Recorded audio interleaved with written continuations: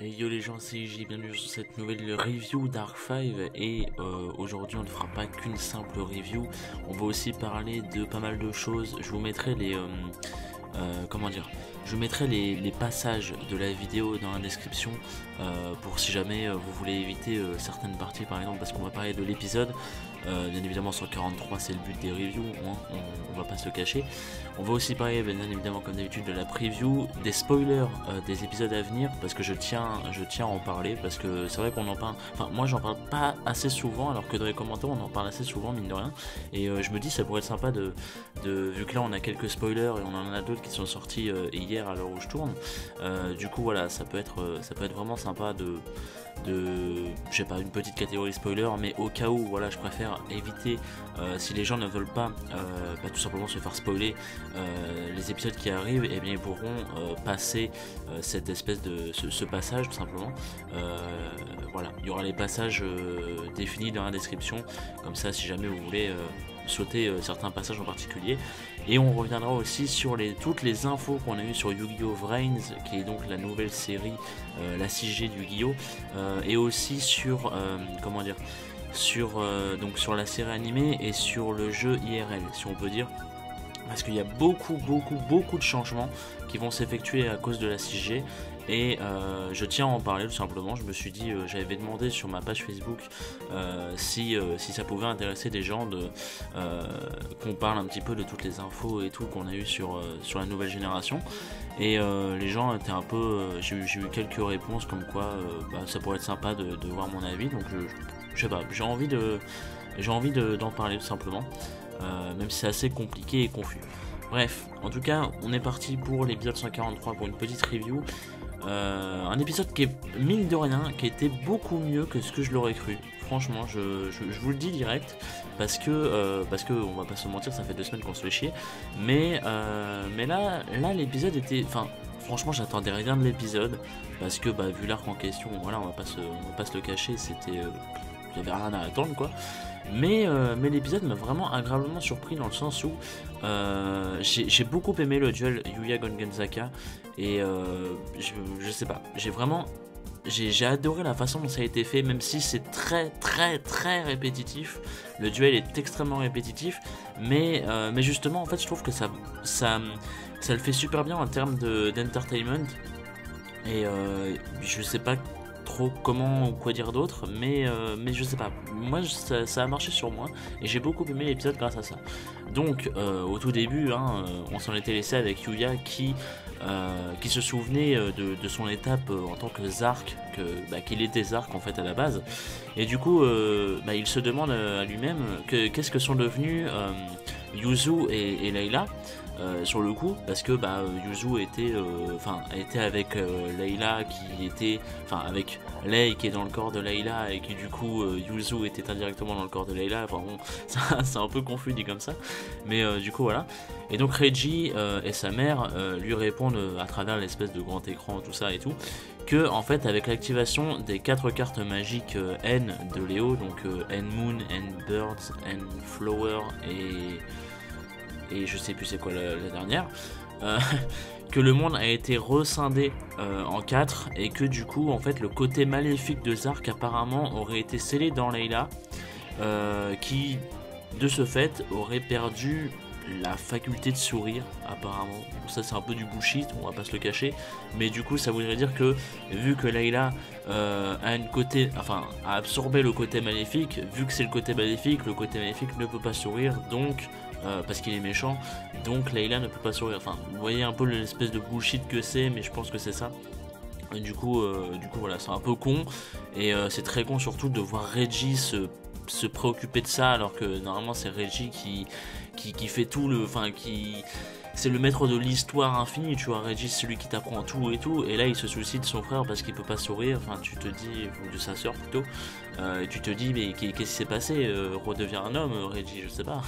Enfin, je suis désolé de dire ça pour les fans, mais c'est vrai que là Reggie, je sais pas, il part de, enfin au début il avait un souci comme quoi ouais les dimensions vont se faire attaquer et tout, il faut les sauver, et maintenant ouais mon frère, ma soeur ne sourit plus, c'est triste. Ouais, super. c'est c'est zéro, faut se le dire. Du coup, on va pas se le cacher, oui, l'histoire de Layla qui peut plus sourire et tout, parce qu'en fait c'est totalement l'objectif de l'arc, hein. Si jamais vous n'étiez pas encore au courant, l'objectif de l'arc c'est d'arriver à faire sourire Layla qui en fait, s'il sourit, en fait il l'explique après Reggie, il dit que c'est à cause de ça qu'il a recréé le Miami Championship, afin que les duels entertainment de Yuya puissent de nouveau le faire sourire, parce que lui, du coup, et Yuya se met à penser pareil que lui, qu'en fait le côté maléfique de Zark qui a été absorbé par Layla disparaîtrait pour de bon si celui-ci arrive à sourire, en fait, dans le sens où s'il arrive à faire sourire l'hôte du côté maléfique, si vous voyez ce que je veux dire, et bah du coup ça veut dire que le côté maléfique disparaîtrait. Voilà, je sais pas si vous voyez un petit peu la métaphore, mais du coup voilà, c'est complètement con, on va pas se le cacher, c'est complètement con, et mais bon voilà, c'est comme ça, bon, voilà.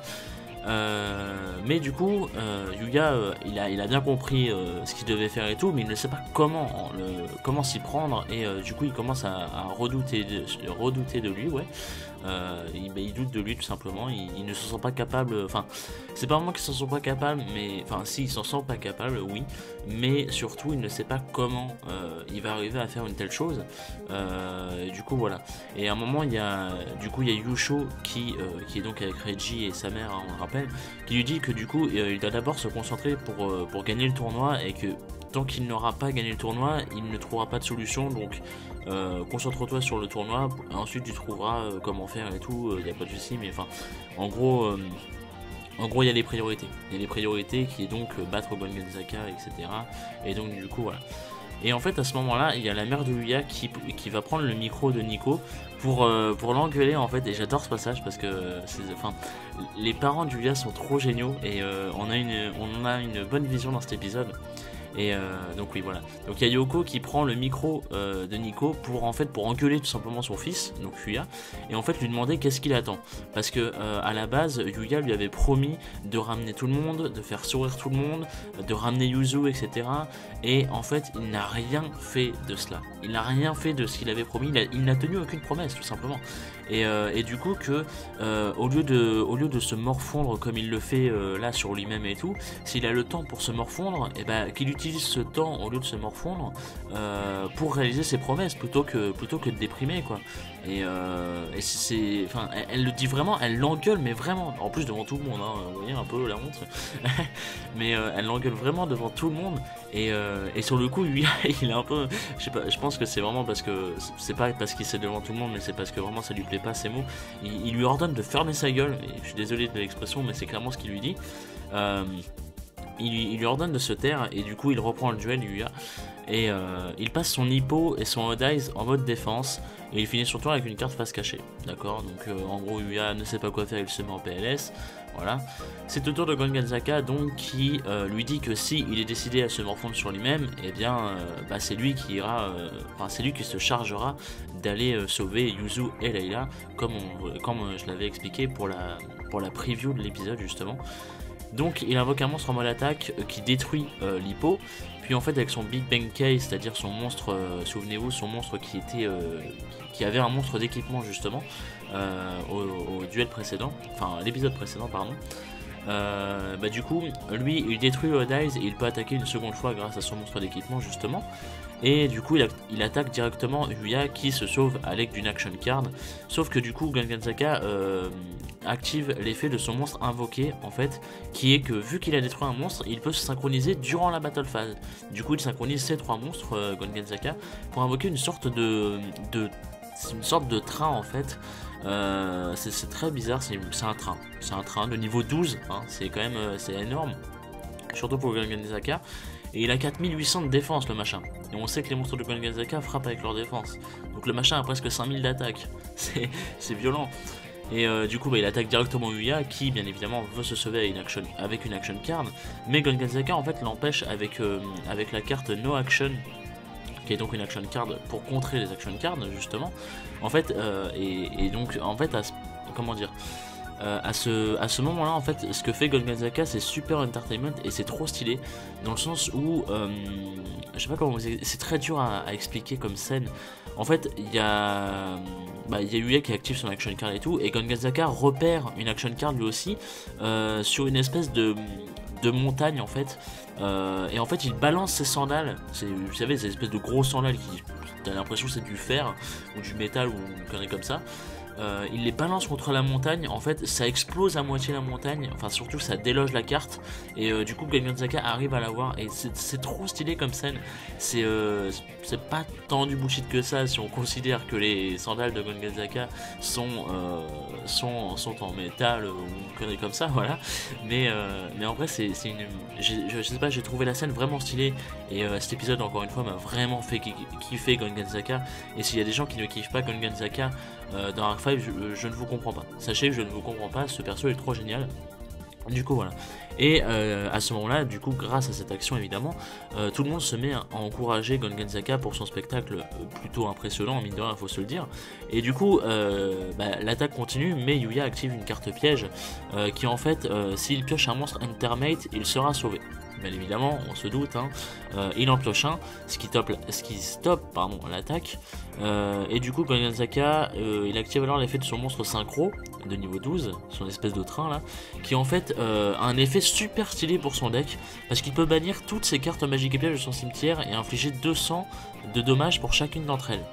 Et en plus c'est une action card, donc c'est comment vous dire que c'est stylé, parce que en fait Gonganzaka, on sait que son style de deck, ça se joue comme sans carte magique épée justement, et du coup en fait ça aide complètement son deck d'une, et de deux ça inflige des dommages, et en plus il peut là faire un combo avec les action cards dans le sens où il peut en prendre une pour par exemple pour se sauver ou des trucs comme ça, ou pour contrer Yuya comme il vient de le faire. Donc du coup vu qu'il l'utilise, elle balance au cimetière, et il peut la bannir pour infliger en plus des dommages à Yuya. Enfin c'est vachement stylé. Pour le coup, ce monstre est très bien pensé pour cet épisode, et voilà, je suis assez content de voir ça.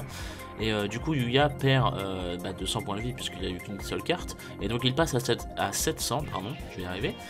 Et du coup, Gonganzaka, en finissant son tour, dit à Yuya que c'est assez pathétique en fait comme façon de faire des duels, dans le sens où il s'est mis en mode défense et il ne cherche que à se protéger avec des action cards, et que du coup, s'il veut devenir un pro comme son père, il doit se mettre à fond, bien évidemment. Donc c'est à son tour à Yuya justement qui active ses Pendulum pour ramener le Odd Eyes, et il active une carte magique nommée Pendulum Illusion qui en fait part chercher, c'est pas la carte qui part bien évidemment, c'est lui, il part chercher une action card.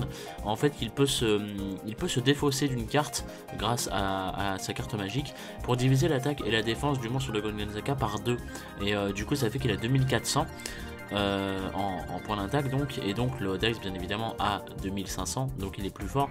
Et en contrepartie par contre le monstre de Gonganzaka ne sera pas détruit par contre, mais il subit quand même le double des dommages grâce à l'effet du Odd Eyes qui, je vous le rappelle, il inflige des dommages doublés de combat s'il affronte un monstre supérieur au niveau 5 je crois, je sais plus, je crois que c'est ça, ou au niveau 7, je sais plus. Enfin bref, en gros il inflige le dommage, donc lui aussi inflige 200 en fait. C'est tout ce qu'il faut savoir, c'est que lui aussi il inflige 200 et il passe de 1000 points à 800, donc du coup Gonganzaka a 1000 points de vie à 800.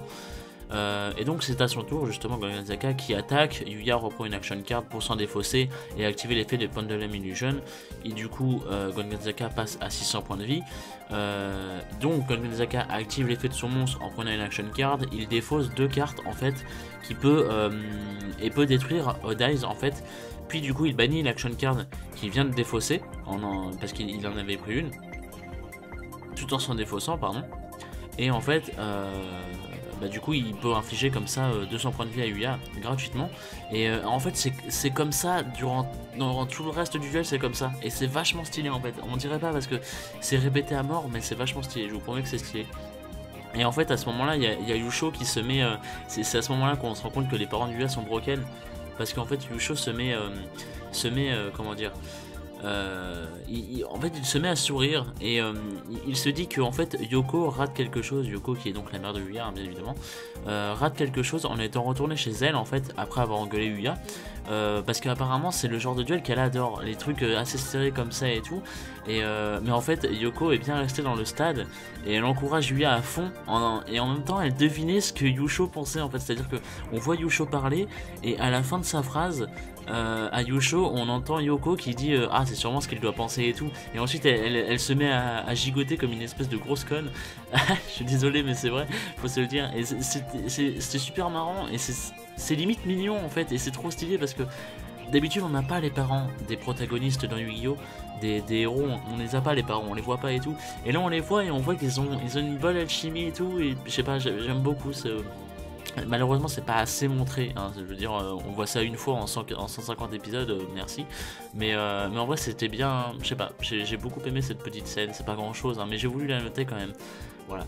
Donc c'est au tour de Yuya qui donc ramène encore une fois le Hodize et qui donc attaque, sauf que cette fois Gongenzaka rejoint Yuya en fait, et ils vont tous les deux chercher la même action card, et en fait c'est finalement Yuya qui l'obtient, et du coup Gongenzaka passe à 400 points de vie, mais c'est trop stylé avec l'OST et tout, il y a vraiment un esprit de course et tout, et de le premier qui fait une erreur il a perdu, enfin c'est super stylé, je sais pas, j'ai beaucoup aimé.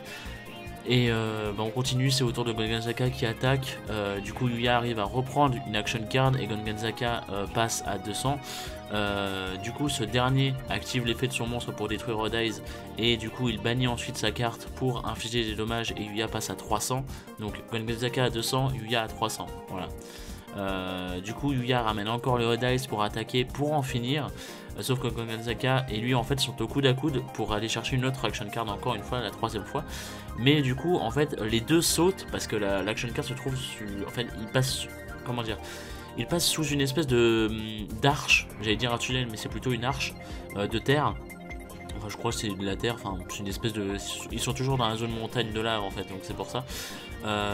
Et en fait les deux sautent parce qu'en fait Gongenzaka est sur son train et Yuya est sur son Hodize, et en fait les deux sautent, c'est à dire que Gongenzaka saute de son train et le Hodize saute, et en fait Yuya prend appui sur Hodize pour ressauter, et du coup Yuya a plus d'élan, donc il arrive à prendre l'action card, et c'est lui qui gagne cet Entertainment. Ah putain, je vais y arriver. Cet Entertainment. Non, j'arrive pas, ce duel entertainment, voilà, on va dire ça comme ça, je suis désolé. Et du coup, à la fin du duel, on a Gongenzaka qui lui dit qu'il peut faire encore mieux, enfin que, en fait, il lui demande est-ce que t'as fait de ton mieux là et tout, te fous pas de ma gueule, tu peux faire largement mieux que ça, et tu me le prouveras lorsque tu auras sauvé Yuzu et Layla. Voilà, donc une belle phrase de Gongenzaka, on apprécie, le personnage est stylé, hein, bon voilà, l'un des meilleurs, Gongenzaka évidemment. Et sur le coup, à la fin, on a Reggie qui intervient en fait en lui disant que ce n'est pas encore fini. Ces duels ne sont pas encore finis parce qu'à la base, alors ça j'ai pas compris pourquoi Reggie dit ça, mais pourquoi pas. Mais du coup, ça chamboule totalement ce qu'on pensait pour la fin d'Arc-V en fait, dans le sens où il dit qu'en fait à la base il y avait les Lancers, et ce qui signifie qu'avant de passer pro, il devra les battre. Afin qu'il ne reste qu'un. Parmi les Lancers, hein. C'est à dire qu'en fait à la base il avait créé les Lancers qui étaient des élèves qui pouvaient passer à la classe supérieure, à la classe pro en fait, et le truc c'est que pour passer à la classe pro apparemment t'étais obligé de comment dire, en fait apparemment on est obligé d'affronter les autres Lancers. Du coup Yuya va devoir affronter tous les autres Lancers restants, je crois. Enfin, c'est clairement ce qui est sous-entendu en fait, donc c'est assez bizarre, et donc ça voudrait dire que Yuya va devoir affronter tous les Lancers là jusqu'à la fin d'Arc-V, et que ensuite la fin ce sera ou Yuya contre Reggie ou Yuya contre Yusho. Mais quoi qu'il en soit, enfin si on part du principe qu'il y a un épisode pour chaque Lancers, quoique non, en fait ça peut le faire vu que je vais finir les amis, excusez-moi. Mais ça peut le faire, En fait, du coup, Reggie, à la fin, l'amène devant un espèce de portail, en fait, menant à une autre dimension qui est donc Arslan. Et du coup, Yuya sait qu'il ne reste que Serena, Shun et Dennis en tant que Lancers. Il sait qu'apparemment, il ne reste plus qu'eux. Voilà. Parce qu'il y a Sawatari, il y a Gongenzaka et Tsukikage, mais bon, il compte pas, on va pas se le cacher.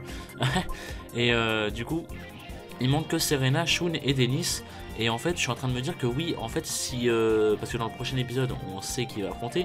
Dans l'épisode d'après, on sait qu'il va affronter aussi. Et du coup, peut-être que dans l'épisode d'après, il va affronter le troisième de ces trois noms. Et ce qui serait étonnant, parce que quand même, Serena, Serena, elle est portée disparue comme Yuzu, donc voilà, je sais pas. enfin ça me paraît logique, bon, on verra bien. Mais et du coup ça fait qu'après il y aurait peut-être un retour de tout le monde, etc. Puis une préparation pour le Yusho Yuya qui se ferait peut-être en 2 épisodes, peut-être. Je sais pas s'il y a le temps, j'ai pas envie de calculer là en direct pendant la vidéo, je suis un peu désolé pour ça. Mais il y a peut-être moyen, franchement. Et donc du coup oui voilà, Yuya sait qu'il ne reste que Serena, Shun et Dennis. Et donc du coup il se dit que bah, s'il arrive à Arslan, il va forcément affronter Shun, hein, voilà forcément. Et donc il traverse le portail et en fait au bout de celui-ci il retrouve Dennis, qu'il semblait étrangement que Dennis semblait attendre Yuya. Et c'est comme ça que se finit l'épisode. En fait c'est le guac parce que la tête de Dennis, enfin la tête de Dennis à la fin elle ne veut rien dire, il a une tête toute mignonne et tout. Et je sais pas, il a une tête du guac, c'est trop stylé. Voilà, j'adore Dennis, vous le savez. Mais du coup on va se taper un Yuya contre Dennis.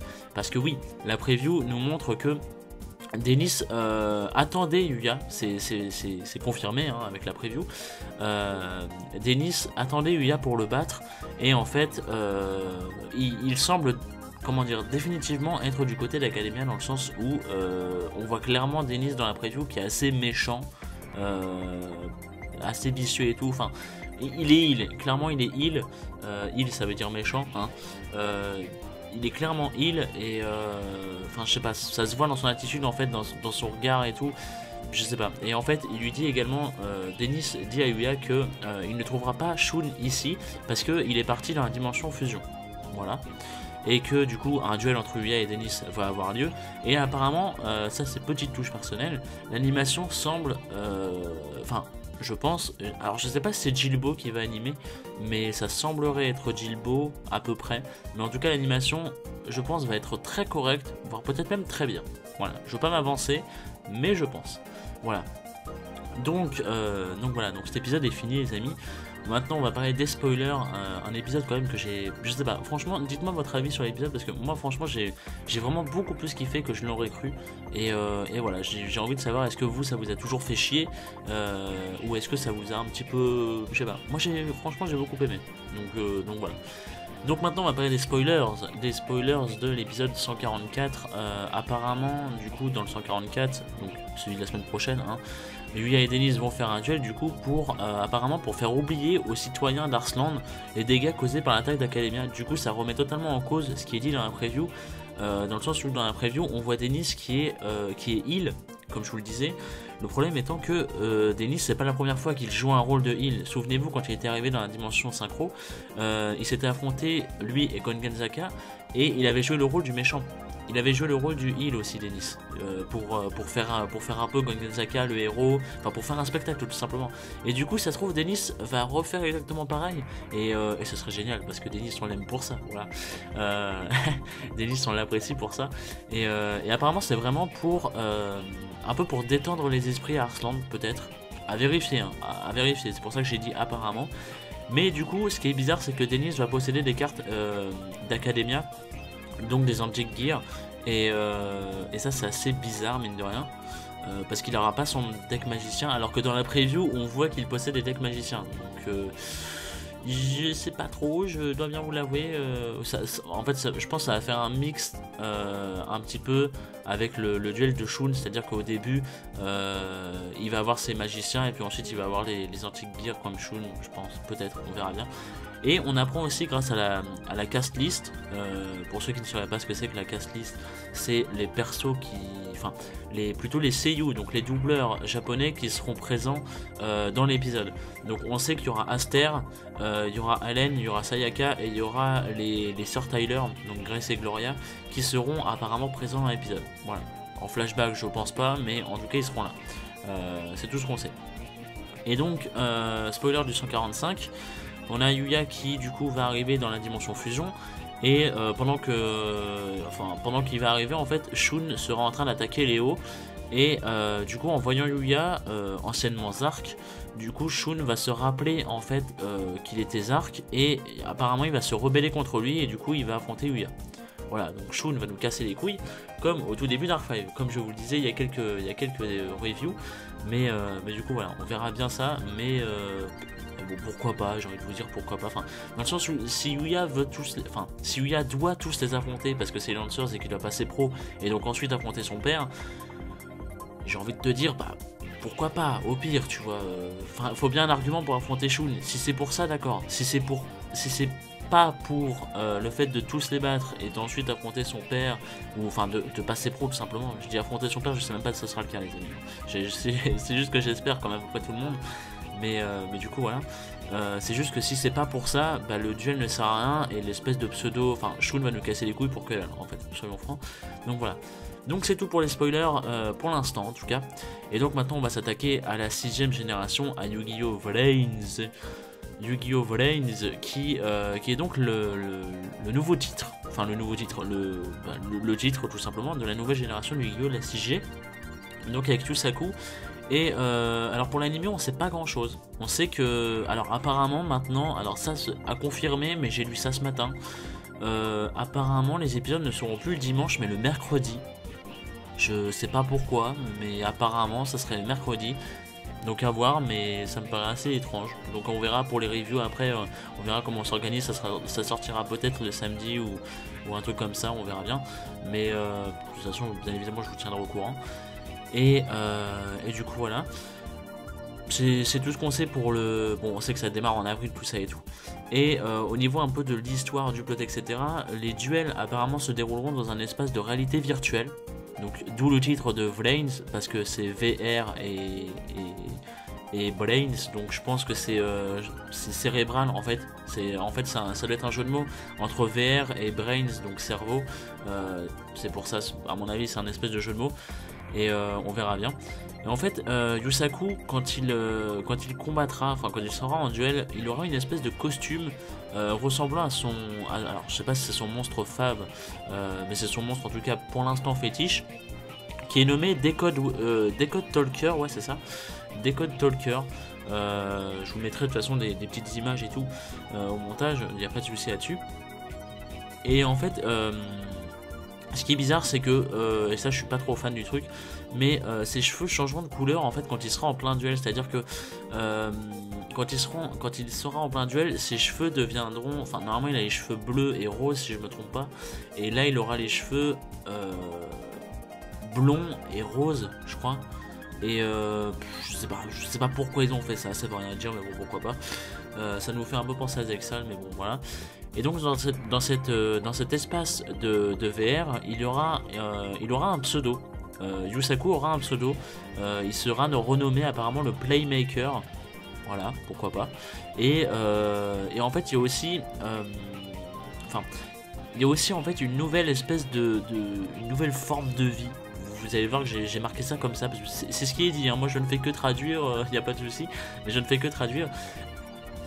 Et en fait, il ressemblera du coup à une étrange forme de vie propre apparemment à cet espace, dans le sens où apparemment l'espèce d'étrange forme de vie là, apparemment elle habiterait en quelque sorte dans l'espace VR, et du coup en fait la tenue de Yusaku ressemblera à ça, enfin à ce petit monstre. Du coup, voilà, c'est tout ce qu'on sait sur l'animé. C'est tout ce qu'on sait pour l'instant sur l'animé. Bien évidemment, quand il y aura d'autres news, je vous en parlerai.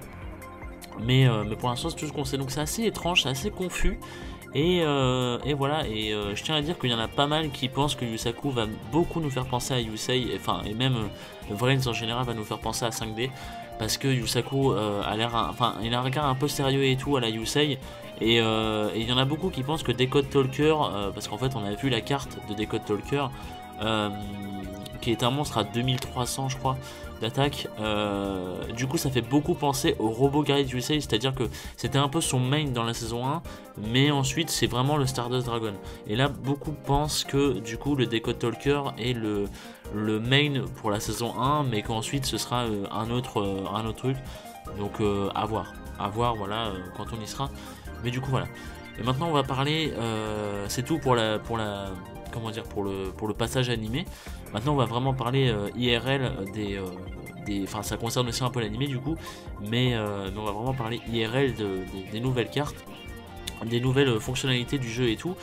Et en fait les nouvelles cartes du coup de Yu-Gi-Oh! Vrains, parce que vous savez qu'à chaque fois on a les fusions, les synchros, les Xyz, les pendulums, et maintenant on aura les cartes Link. Les cartes Link qui sont bleues, ça ressemble presque à des rituels mais c'est pas exactement ça, qui n'auront pas de niveau ni de points de défense. Donc voilà, déjà voilà, pourquoi pas. Ce sont des cartes qui devront se situer dans l'extra deck, voilà. Et d'ailleurs, en parlant d'extra deck, ça va énormément nerfer les extra decks. Enfin, les extra decks vont être énormément nerfés parce que, alors, tout ce que je vais vous dire là, les amis, c'est assez long d'une. Déjà, il faut savoir, surtout que je vais devoir un petit peu expliquer et tout. C'est une traduction que j'ai faite de moi-même et je suis pas sûr que ce soit exact dans, enfin, je suis pas sûr d'être exact dans mes propos. Donc voilà. Donc si jamais vous avez, si jamais vous êtes sûr de votre traduction, que vous soyez au courant, etc. N'hésitez pas à me corriger, il n'y a pas de souci. Mais je tiens juste à dire que j'ai peut-être que j'ai mal compris et que du coup j'ai mal traduit. Voilà, je tiens vraiment à le dire au cas où, mais je suis pas sûr de ce que j'avance. Du coup, il y aura une nouvelle zone sur chaque terrain, c'est-à-dire pas sur les deux terrains, c'est-à-dire le joueur et l'adversaire. Il y aura une nouvelle zone dans chaque terrain nommée la zone extra.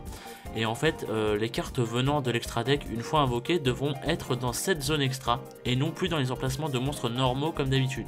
Voilà. Ce qui veut dire qu'il n'y aura qu'une seule zone d'extra, je crois, ou deux.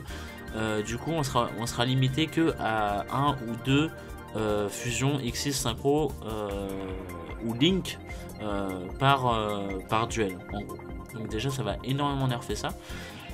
Cependant, enfin c'est ce qu'on pensait, mais en fait il y a eu des news un petit peu à l'affilée.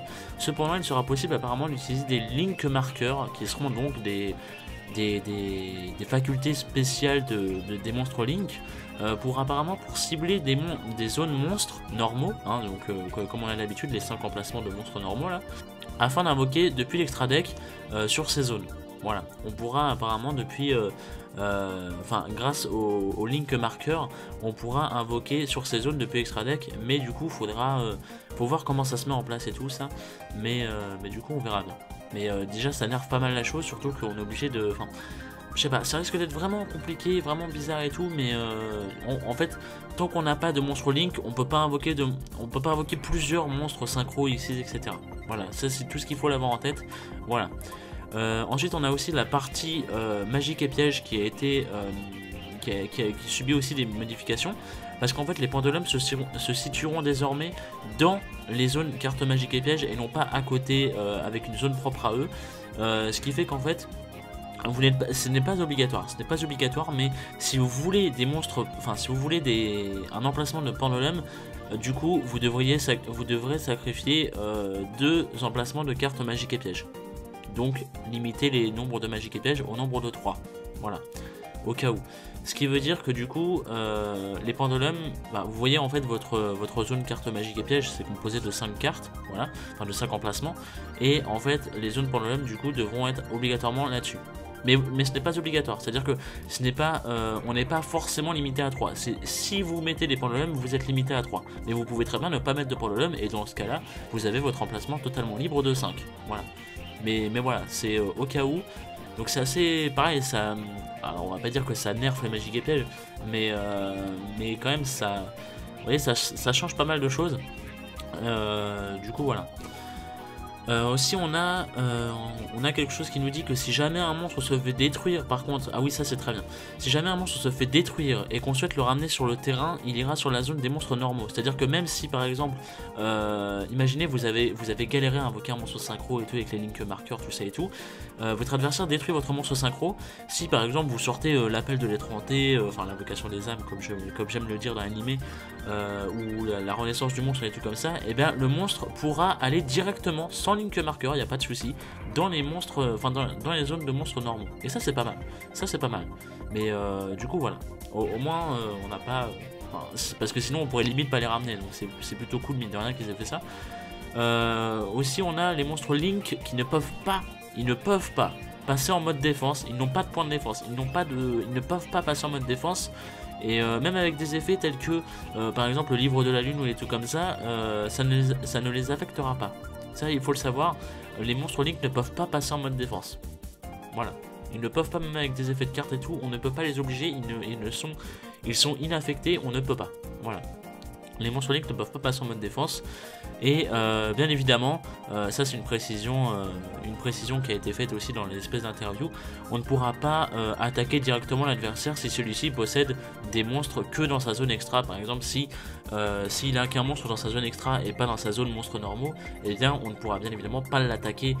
Il faudra bien évidemment détruire son monstre extra. Voilà. Enfin, son monstre qui se situe dans sa zone extra. Voilà. Mais mine de rien, c'est une bonne question, c'est une question plus ou moins intéressante. Et là, c'est quelque chose que on attaque les trois dernières choses que j'ai notées, qui je suis vraiment pas sûr d'avoir tout compris là par contre. Donc je tiens vraiment c'est à vérifier, je tiens vraiment à le préciser. Il serait apparemment possible d'envoyer un nombre de monstres depuis le terrain au cimetière équivalent au chiffre du monstre Link pour pouvoir l'invoquer. Ce qui me semble un peu bizarre personnellement parce que ça veut dire que le nombre de Link sera comment dire, le chiffre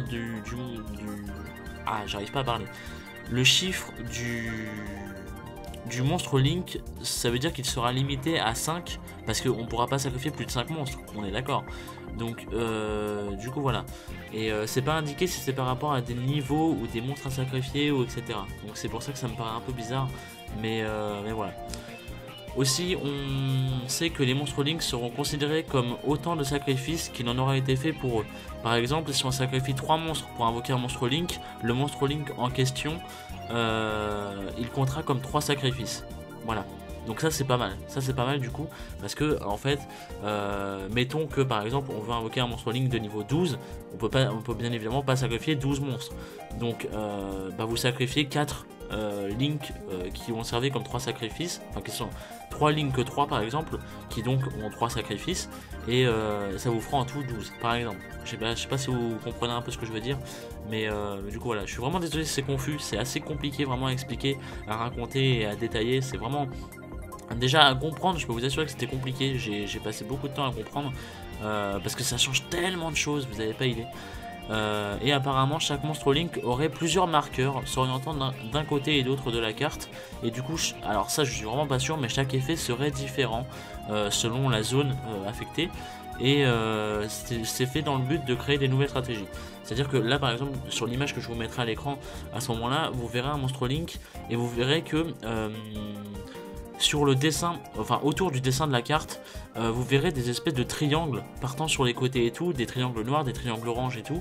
Et les triangles oranges, c'est là où ils pourront, comment dire, c'est là où ils pourront se servir de leur effet apparemment. Et du coup voilà, donc ça, je sais qu'il y a en haut à droite, enfin sur le côté, il y a en haut au milieu, il y a en haut à gauche, et il y a ça surtout, enfin en gros il y a 12 côtés je crois. Si je compte bien, ouais, à peu près. Du coup voilà, c'est vraiment, c'est assez confus, c'est bizarre. On les annonce plein de choses comme ça d'un coup, et du coup personne n'était prêt quoi, faut se le dire. Et c'est vraiment perturbant parce que ça change tellement le jeu. On n'a jamais connu un aussi grand changement dans le jeu Yu-Gi-Oh!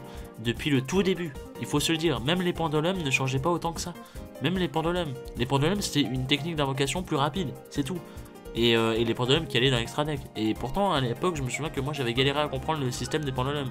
Et grâce à Arfa j'ai compris. Bon voilà. Mais là c'est vraiment compliqué à comprendre, et c'est parce que ça change énormément de choses, ça change complètement tout le jeu, ça change, c'est pas juste une nouvelle mécanique, c'est vraiment limite un nouveau jeu en fait, c'est ça qu'il faut se dire.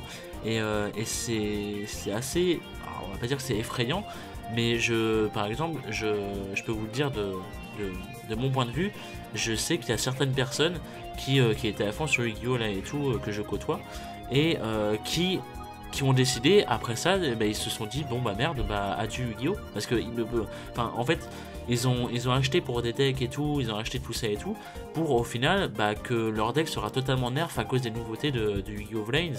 Et bien évidemment ils jouent IRL, donc il va falloir s'adapter à ça, et du coup ça leur casse absolument tout, et c'est tragique, mais enfin si on peut dire ça comme ça, on va pas exagérer non plus, mais vous voyez ce que je veux dire. Et c'est assez, c'est fou quoi, comment ça change. Et je sais oui qu'il y en a plein qui vont arrêter Yu-Gi-Oh de jouer IRL à cause de ça, parce que ça change beaucoup trop le jeu. Et voilà. Voilà. Voilà un peu tout ce qu'on a cette semaine en termes de news de Yu-Gi-Oh! Voilà. Donc je suis désolé parce que la vidéo aura été très longue les amis, j'en suis vraiment désolé. Moi je pars vous monter tout ça et puis on se retrouve la semaine prochaine pour la review de la Half-Life 144 et peut-être des news également parce que ce week-end je ne serai pas chez moi, je serai chez Moquette pour animer un live de plusieurs heures. Je vous tiendrai au courant, enfin de toute façon il y aura toujours les liens sur Twitter, sur Facebook et tout, je vous les passerai. Et du coup voilà, si jamais ça vous intéresse, c'est vendredi soir à 21 h je crois qu'on commence, jusqu'à samedi dans l'après-midi, un truc comme ça. C'est un live assez long, mais du coup c'est la centième en fait, c'est le 100e live de Moquette. Du coup il m'a invité pour que en tant qu'animateur, et du coup voilà, on va bien s'amuser. Je fais un petit coup de pub comme ça parce que je me dis que si jamais ça peut vous intéresser, si vendredi soir ou samedi vous êtes libre, bah écoutez, si ça vous dit de passer et tout, voilà. Et si, du coup voilà, donc ce qui fait que vu que je serai chez Moquette, je ne pourrai pas faire de review de Pokémon Sun et Moon qui reprend à partir de cette semaine. Et voilà, mais on se retrouvera quand même mercredi prochain pour la review de l'épisode 144 Dark Five comme je vous le disais. Et peut-être des news encore une fois sur Yu-Gi-Oh! Vrain ou sur la nouvelle méta, je sais pas, du jeu, on verra bien. Mais voilà. En tout cas, merci à vous. Désolé pour la longueur de la vidéo. Et puis, franchement, n'hésitez pas à me dire tout ce que vous pensez de ça. Alors, après, je sais que. Enfin, je pense qu'il y en a parmi vous qui s'en foutent totalement des règles du jeu, qui ne regardent vraiment que pour l'animé. Et ce que je peux comprendre, il n'y a pas de souci. Mais du coup, bah, dites-moi votre avis sur l'épisode et sur peut-être les spoilers, à moins que vous ayez évité les spoilers dans ce cas-là. Mais bon, voilà. Et puis sinon pour ceux qui jouent, j'aimerais vraiment avoir votre avis sur comment dire, sur ce que comment vous allez interpréter plutôt ces changements de vis-à-vis du jeu en fait. J'ai vraiment envie de savoir ça parce que moi je ne joue pas mais je connais bien le jeu, mais je n'y joue pas. Donc enfin je n'y joue plus, j'y ai joué il y a quelques années mais voilà. Et du coup j'aimerais vraiment savoir l'avis de certaines personnes qui jouent en ce moment, ça pourrait être vraiment très intéressant. Donc voilà. Donc, en tout cas merci à vous, je vous laisse parce que bon au niveau ça va être assez compliqué après pour vous au niveau de la longueur de la vidéo. En tout cas merci à vous et puis rendez-vous la semaine prochaine, des bisous.